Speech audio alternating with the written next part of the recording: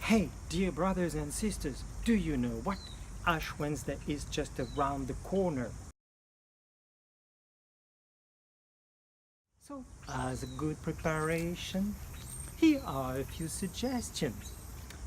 Seriously, start your day with acts of adoration rather than television.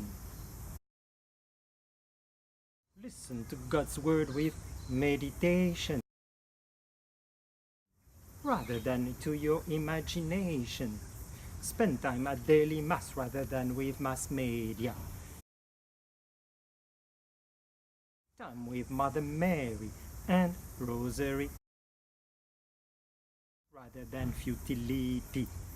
Eucharistic adoration